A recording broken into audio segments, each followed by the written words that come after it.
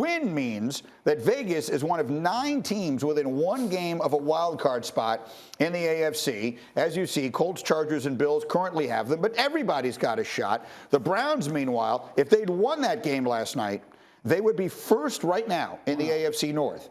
Instead, on the strength of that field goal and everything else, they are very much in the middle, if not in the rear of the pack. And let me go back to you, Marcus, again, because these decisions are tough to make, and they're making it with their third-string quarterback and not even their head coach on the field. Yeah. But the decision to run it there on that last third down, you didn't like it.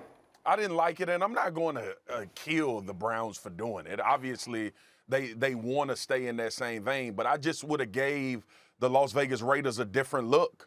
I would have gave them maybe the first 2 runs or even tried to throw it on second down, because in this particular situation, G, I think when you got a box that's stacked like this, right, you can sometimes run your way out of it. You can figure out a way to find those 3 yards. But ultimately, I would have loved Mullins on a bootleg. I would have loved to see just some more creativity from the play as opposed to an outside zone. When you look at that play previously, and the Raiders actually have you out leveraged. I know you're thinking Nick Chubb and this offensive line will be able to just muscle it through. But in those particular moments, man, you going for your playoff life. And I understand the circumstance that they was under with missing players. But I absolutely would have tried something a little bit different creativity-wise.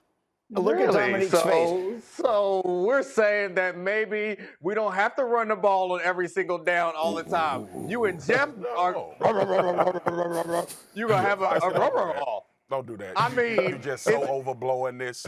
It's ridiculous how bad you overblowing this. I want to hear more of what Me and Jeff get mad. Me and Jeff get mad when the damn coach don't run the ball but one time in the first half of a football game. That's when we get mad. All I'm saying, I just want to quote you. You said when your playoff life is on the line, you want to see a little creativity. That's all. I just want that out there. When your playoff life is on the line, we're not going to do an outside zone. Jeff, write it down. Remember. You also heard him say it could have just been a boot by Mullins, which is a run. It's just it's a more creative run, Fox. Put the thinking cap on. It don't got to be a 3. He could have pulled it. Little zone read, maybe. I mean, we could have had some creativity. Does it have to be a pass, Foxworth? If you're going to be holding our feet to the fire and all. Get out. Get out, Jeff. Get out. Fox, he's trying to do it to you. He's trying to take you into the abyss, man. Get out, man. Get out. All of that said, and I mean, they made the decisions they made. They were in the circumstance they were in. They lose the game, they still have a chance. But if this thing is the beginning of the end of this season of the Cleveland Browns, it sets up a very interesting offseason. So, Dan, set the stage for that. If this is over, if they don't make the playoffs this year, then what? Well, they still have a roster that they feel good about. They'll add to it. Obviously, they make some tweaks on defense. The big question is the quarterback. They're bringing back Baker Mayfield next year on the 5th-year option, $18.858 million, fully guaranteed. Now, that's not a devastating amount of money to pay your quarterback. But if you want to change quarterbacks, you don't believe in Baker anymore, then you're going to have to add from the outside, maybe add to Baker, or unless you can deal him away. But that's the big question they have to answer. Can Baker Mayfield get us where we need to go? Because they feel good about the rest of their team, even though, yes, disappointed. They thought they'd win more games this year. But I think that's the thing to watch, because it's still a team that I think roster-wise, the strength of the roster overall, I think people view as on the rise. Well, we had a fascinating conversation about this in our morning meeting today. And, Jeff, I'll let you have the first crack at this. And that is, it really can be framed in a question.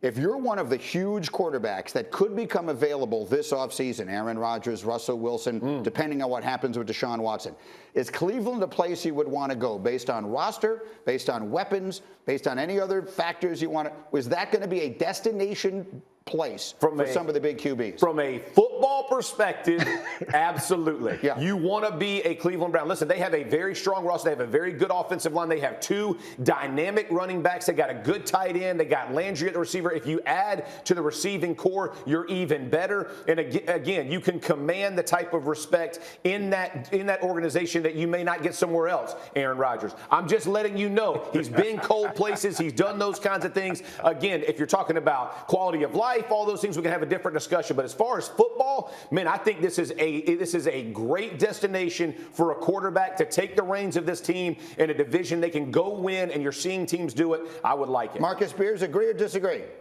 I 100% agree. And I will say this too, man. Like, and Cleveland fans have hated me for a long time because y'all know I ain't never really been in on Baker Mayfield.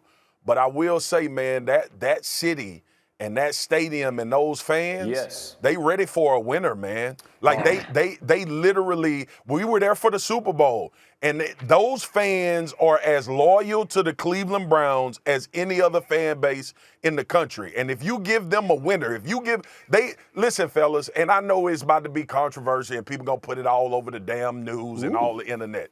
If the Cleveland Browns get a better quarterback, they are going to be in Super Bowl contention. Like that's, and I know it's unfair, and we're going to talk about, well, you know, he does enough, and, you know, they based on the run game and all of that. It ain't no damn coincidence that Patrick Mahomes and Tom Brady played in the Super Bowl last year. It ain't no coincidence that most of the time when you got these teams that end up in the big game, their quarterback has a lot to do with it. Period. Well, I mean, I agree with you, but those guys are hard to find. So, I mean, that's the argument for keeping him. I know, but I thought we were talking about guys like that potentially going. If Cleveland, if you have your choice of wherever you want to go, I think that Denver is probably the most attractive place for a quarterback. They have a defense that has a bunch of names on it, but also actually lives up to the hype, which Cleveland's defense has been up and down this season. And they have an actual receiving core. We're naming quarterbacks who like to throw the ball. We're not naming guys who are trying to play action you to death off of a running attack. We're talking about guys like Aaron Rodgers. I think he wants to throw to that receiving core. Going there to Cleveland, you're going to get a defense that's underachieved so far in a running game on offense without any big playmaking receivers. Real talk, Foxy, the best destination is Pittsburgh. Thank you for watching ESPN on YouTube. For live streaming sports and premium content, subscribe to ESPN+.